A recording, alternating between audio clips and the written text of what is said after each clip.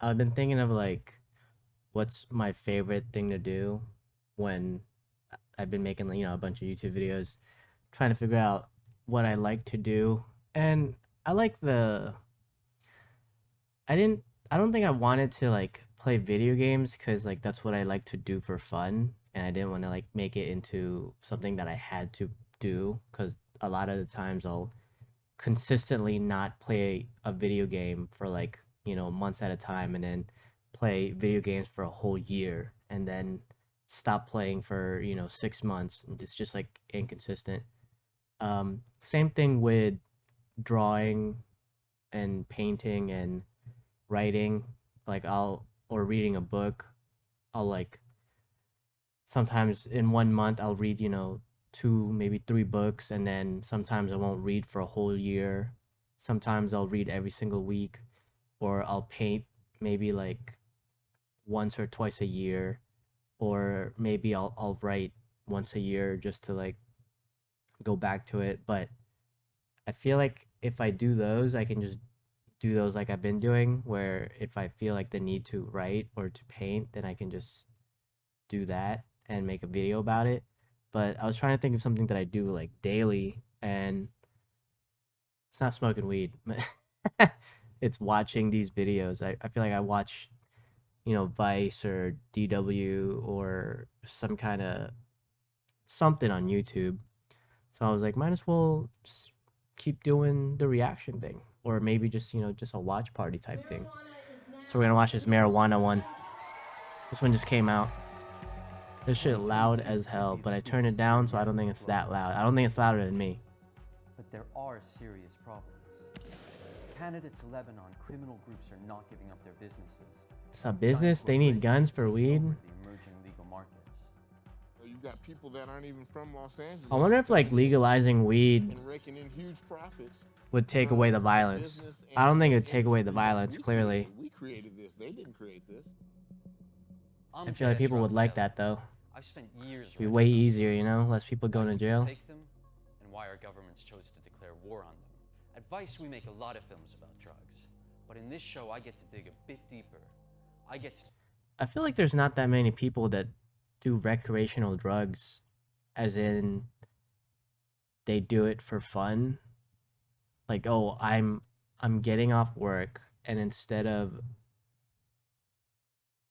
playing a video game or watching a movie, I'm gonna just do drugs. No one just like does drugs. They do drugs and they do other shit, cause like the drugs enhances whatever they're doing. But also, you should probably enjoy what you're doing without the drugs sometimes. But, you can't really talk much in that aspect. Nod? Is that real? That can't be real. Particularly in the cannabis debate. There's no way that's real. The director of the cannabis think tank VoltFast. In this episode, we're going to figure out who's doing best in creating legal cannabis markets. Legal cannabis? Their game. Paul, good to see you, man. How's it going? Yeah, good to see you too, mate. I'm all right. What the hell are they filming on, bro? Countries across the world are like, why did they intentionally make it look like it was in the just like a lightning overview 80s television being broadcast? I think what we're seeing globally is very quickly policy. I think they realize that like people on YouTube are tired of seeing like high production value, so they gotta like tone it down, because they can't have it like too fucking HD. Makers and governments are seeing the immense benefits to changing our current drug policies. We've seen 50 years plus globally of massive failures when it comes to dealing with the problems caused by drugs. In the last because we don't care about dealing with the problems of fucking drugs. We care about making money. We have private prisons. We have police making money off this shit. You got politicians making money off this shit. Why would they want to get rid of it until they find something else that they can make money off? So if you want to like beat the war on drugs, you need to give them a war on something else where they can profit off of it. If you can, recommend something that they'll make more money than what they're doing now, then maybe they'll switch to that. But until then, 5 years, I've seen a massive shift and change. Kind of just like digging off. Gone from a discussion around, should we change our drug law? Should we legalize no. Yes or no? Now yes or no? The discussion that we're having is, what should that look like? Because even when you engage social conservatives on this issue, or groups that traditionally are anti-reform and have supported prohibition for years, even those groups are looking at the situation and saying, this isn't right, this isn't right. But Damn. legalizing something that was Who would have illegal thought? for so Shit ain't long working. is never going to be simple, right? And I'm interested in how different criminal markets around the world are reacting to this. Like, the cartels aren't just going to pack up and go home, are they? Shit, they This is where might. the issue I don't becomes know. They might. exceptionally complicated. Because in those 50 years of failure, criminal gangs have got incredibly powerful, incredibly influential, and they're making a lot of money. The illegal market is basically the most free market you can possibly think of. It's a libertarian's dream in many ways. When you compete with that, it makes it very difficult because you're up against the freest of markets that can deliver to your door whenever it wants, round the clock. It can change its I prices don't in an think drug instant. dealers are It can be delivering zero to your tax. door It can that recruit often, people you for know? next to nothing in any age bracket. It can They're have not doing that. 40-year-olds, 15-year-olds, 16-year-olds running around selling drugs. Regulated, sensible businesses and industries can't do that, and rightly so. But when it comes to Yeah, they can't introducing sell models drugs to tackle that, because it's you're up illegal. against a lot of resistance. If you legalize cannabis, if you can't make it cheaper, make it a better quality of product, make it quicker in terms of delivery to the consumer, how are you going to eliminate that illicit market? The territory where we've probably got the most data is probably The Canada, fuck? right? What? How are they doing with sort of limiting the illicit market and getting people onto buying from the legal trade? I think it is fair to say that it's not been as successful as they would have liked it to have been. Probably the More fear of recent not studies going to suggest it's jail, around the you know? 50-60% of the legal market. So even though that model's only been around for 2-3 years, it is slowly moving in the right direction. But a lot of people still access the illicit market. When you go and speak, Because people are like paranoid as fuck. They think like, oh, I'm gonna be on the list. I can't get a job if I'm on this list. But it's just gonna take time until people adopt to something that's new. Like, do you expect it to just work day one? Like, when has something ever just worked day one? Like, what? those individuals, why are you still accessing the illicit market? Cost, quality of product, and ease of access. Those were the initial criticisms of the Canadian market. And one would have to say that a 50% reduction in any other form of crime would probably be held as pretty major success, right? The beauty of this, the beauty of policy, is you can change it and edit it over time. So what Health Canada can do is they can listen to consumers, hear that, oh, it's a pricing issue. Okay, well, let's adjust and change the pricing issue. You can tinker it and make those changes to move it along. I'm thinking about places like Lebanon and maybe Morocco, where people who are producing the cannabis actually actively want to fight against the government legalizing because it might take away their market. It's money, bro.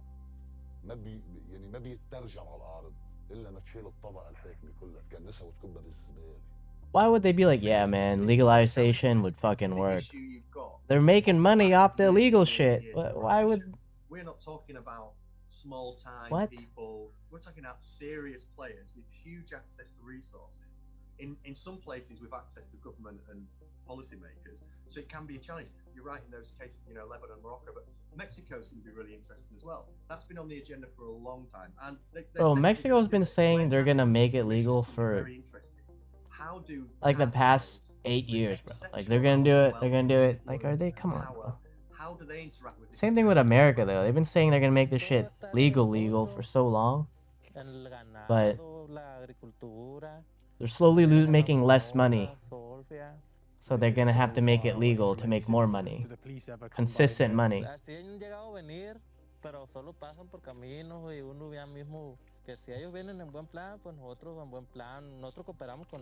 Keep it cool, baby.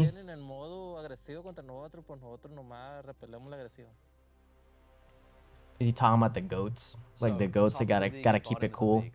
Dealing with the illicit market. You shoot them Who's doing bitches. the best, who's doing the worst? Canada, I think, is probably though the best example because it's on the right track, but it's taking public health seriously.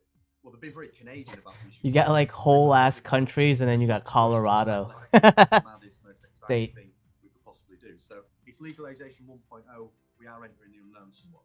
Now, a lot of people Yeah, where's the new legalization, bro? Where's 2.0? You know what I'm saying? Market will be captured by a few giant. Where's that new shit at? Right? Where have we seen that happen, and has anyone actually managed to avoid it? So there are certainly concerns that exist around big corporations capturing the market.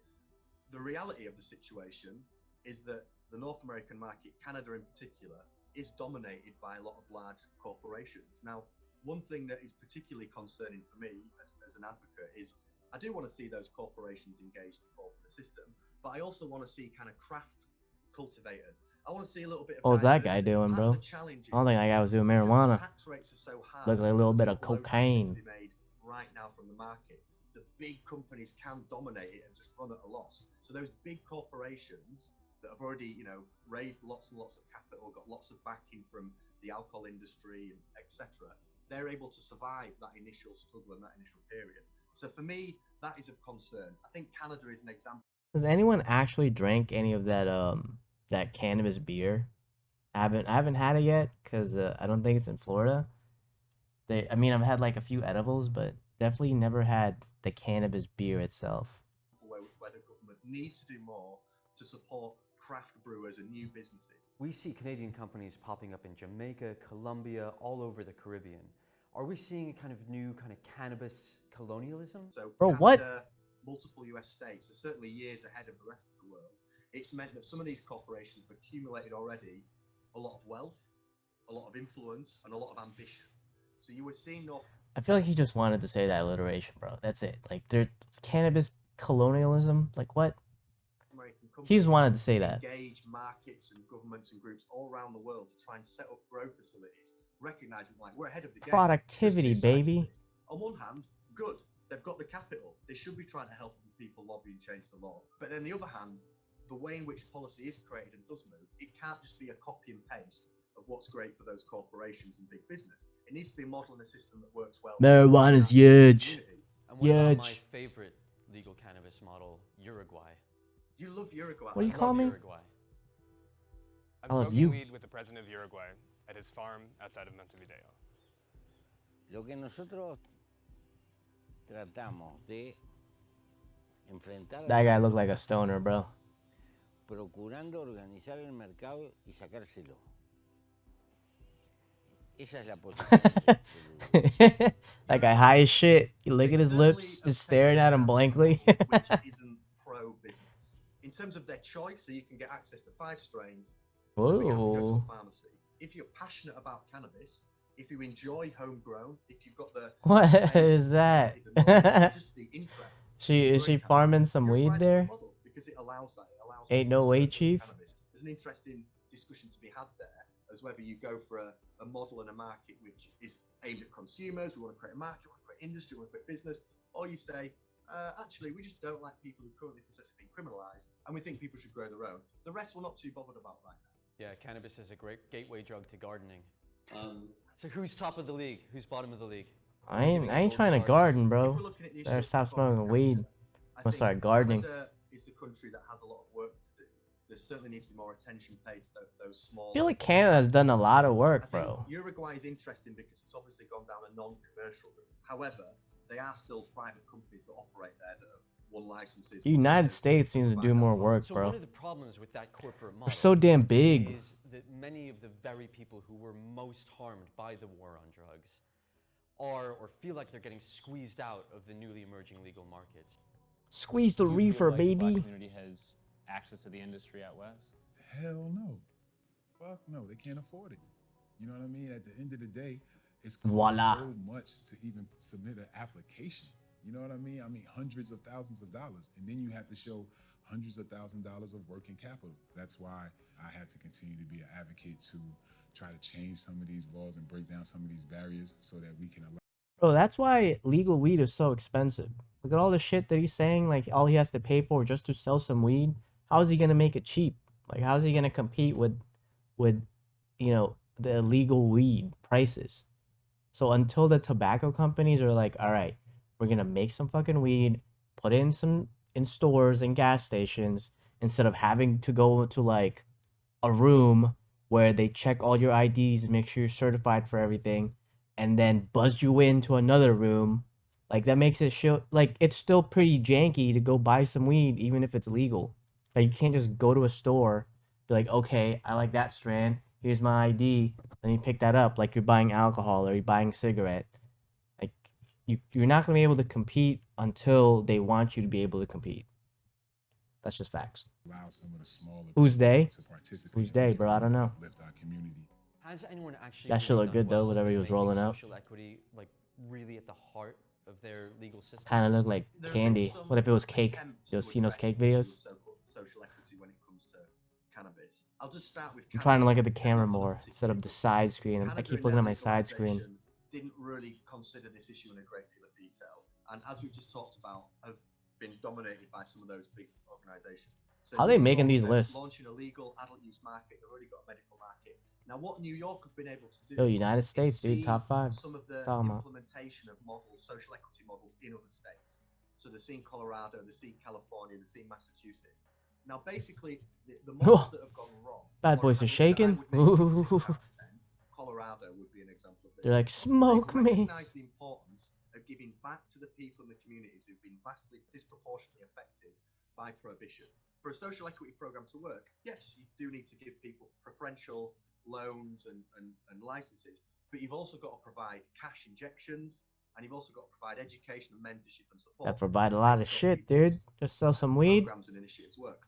It seems like just a kind of base level requirement for any system would be expunging the records of people with cannabis convictions from the Prohibition era, right? Because that fell so disproportionately on communities of color especially, right? I see this as one of the biggest issues we currently have with regards to legal regulated cannabis. Imagine being in jail for 30 years because of like near enough expungement of criminal 8 grams of weed, you know? lazy. New York Like again what? is coming forward as a good example of automatic expungement. That's good. I like to see systems like that because many people that have been disproportionately impacted by prohibition aren't always aware of the fact that these things are being implemented. All right, so we're saying gold star New York, but let's wait and see.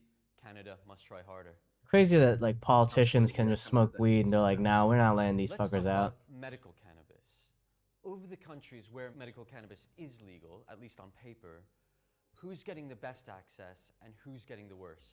What I see with this is two very contrasting models. So in North America, people typically have quite a high level of ownership and control over their healthcare, and certainly the drugs that they're prescribed. Anyone who's a fan of the NFL, No one has healthcare in America, bro. They don't got the money. We do not have the money for healthcare. You think, wow, okay, it's that easy. You just ask your doctor for a drug and you get it. That model, that private healthcare model, it's very libertarian in a lot of respects. My body, my health, I'm going to tell you what I want. I've seen the advert, I want that substance. This man has said libertarian like 5 times in his video. The rise of fentanyl off the back of the American opioid crisis is in parts due to that very relaxed, what do you want, have your medication. But when it comes to medical cannabis, it's actually quite beneficial. But there is a truth that they're very comfortable with a healthcare model in which you can walk into a dispensary with a card that identifies you as a medical patient. Here in Europe, we've seen some real challenges with that. So obviously our medical systems don't function in the same way. They're very bureaucratic, very heavy on research, particularly the UK. One thing that people need to know out there is anyone in the UK could be legally prescribed cannabis. Just go online, find a private clinic, have a conversation with a doctor, and within a matter of days, you can be prescribed legal cannabis. How is that However, bureaucratic, it's bro? still not available on the NHS, so you do have to go to a private doctor, and you do have to pay fees and pay for the medicine. This fucker's Outside making of bank, Israel bro. is doing particularly well. So Israel has been ahead of the game for a while when it comes to medical cannabis. They've done lots of research. They've got lots of data. They've got lots of pioneering doctors. Lots What of is pioneering this? studies, and they're doing okay. Why are they They're showing seeing such a growing old-looking footage medical for, bro? market. And that Israeli research is becoming particularly useful in terms of helping advance the causes in the rest of the Look, they had to make this lot shit of look the old. patients I speak to do have huge problems with this. Do you think it's because that dude's camera was like in the UK. like a I think webcam? there's something that's been on So my they're mind like, that we need to make maybe it consistent. When we talk about social equity, actually medical cannabis has to be part of that as a kind of disability as social equity. 100%. I think the voices of patients and the experience of patients are really, really important. And we should absolutely put them at the forefront of policy and be listening to their concerns and finding out ways to make that better. We have 1.4 million medical cannabis patients in the UK. That guy's And many smoking. of them struggling to access the drug legally through clinics. Now, some of that might be about awareness. What are these kids knowledge. doing? Some of that might be about price. But what's really fundamentally crucial Get is that fucking weed out my face, man. And the industry I'm not smoking it, bro. and create a system that does allow them to access it and does bring them out of an illicit market into a legal market. Who's top of the league in medical cannabis and who's bottom of the league? Why is there a league?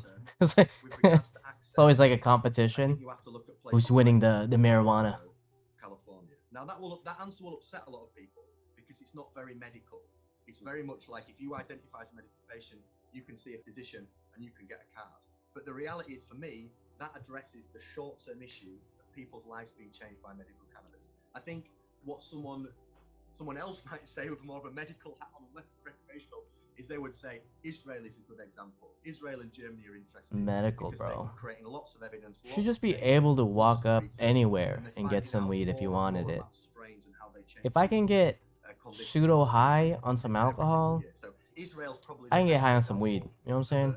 of a medical market. But as an advocate and campaigner, I like the American model because it's just giving access now. I hate people that like drink alcohol and they're like, you What about shouldn't the smoke weed. environmental impact of Alright, legal bro. cannabis and things like You'll be industrial drunk off your hemp used ass. for business? Gonna go drunk Hemp is drive and interesting because it's I an can't smoke some incredibly weed. useful crop. You can use it for loads of things, from building materials to rope to clothes to make. Can't even make a damn CBD. shirt It's an off some incredibly hemp. It's versatile, illegal. environmentally friendly crop. Yet the illicit nature of cannabis and the stigmatization that's occurred with cannabis have led to policymakers to kind of fall over the issue of hemp. We've got this ridiculous situation now, particularly in the UK, where you can buy CBD, but we can't make CBD because the government forced hemp farmers to burn the crop. There's loads of things we can do with hemp, but because of the They want the illegality farmers to of get high, CBD, bro. the hemp market is struggling to flourish. What's going on with that here in the fire? UK. Globally, you've Shaped seen like reform, that. you've seen change. China is doing a lot with regards to hemp. They're positioned themselves. They have for a long time. They're seeing the benefits of that. Europe's getting there, but you know, it's just the it's the stigma. It's the stigmatization. As governments, It's the become stigma of the aware stigma. the importance of the discussion around the environment and around sustainability, I think hemp will increasingly come up the agenda. I guess one last thing. Whose model is the most fun and the most likely to tempt people away from the illicit market? Oh, it's This is the fun. most interesting conversation for me. Fundamentally, it's got to be an enjoyable experience. Shit where you can go to a It's damn not an enjoyable experience. 7-Eleven and People get have to some use weed. it. And when you're creating markets, you need people to use it. So personally, I think the models that are coming up in the States are interesting. They might go a bit too far in terms of the market and lack of regulation. No jail. But if you're a consumer, Buy of some cannabis, weed. they look like really interesting, exciting models. You can get a wide range of products, a wide range All of those strains. snacks, To bro. me, They're those models are the most snackifying fun. weed. Whether they're the safest, no, I don't think so. The Canadian model is probably a sensible in between.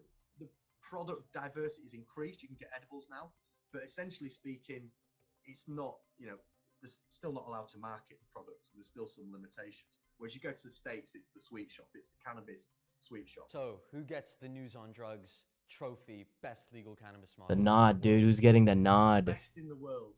Who's You're getting the gonna say nod for Uruguay. best in the No, world? I am going to say Uruguay.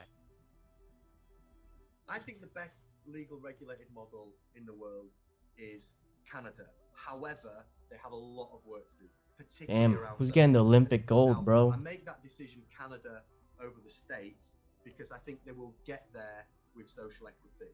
I think they will start taking that seriously. I think Give it like 4 or 5 more years. So for me, it's very close between Canada. That's what everyone and says. Colorado. Then But 4 years I think later, in give it terms 4 or of 5 more my years. UK hat on, what's the model that I think we should be looking to? What's the model we should be talking about as campaigners, as advocates? I think Canada's the best bet. All right. Hey, that shit wasn't bad. Oh, you know what? Let's watch some shrooms tomorrow. That'd be dope. Let's watch some shrooms tomorrow. See you guys later.